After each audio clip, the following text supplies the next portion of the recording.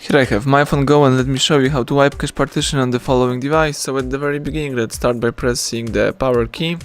Let's choose power off and wait until your device will be completely switched off. Afterwards, you need to use the following combination of keys, the power key and volume up. Let's hold down together these two keys for a couple of seconds. Keep holding both keys. Release them as soon as myPhone logo pops up on the screen, and as you can see, the Android no command picture pops up, so you have to start holding power key, and while holding power, press volume up once.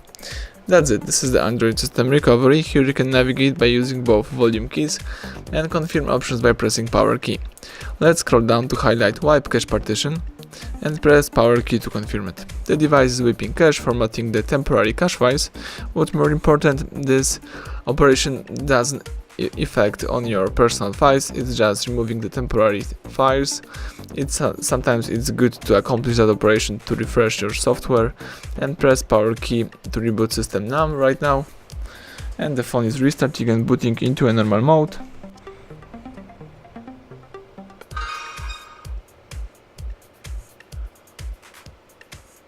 Excellent. As you can see right now, you can use your device in a normal way.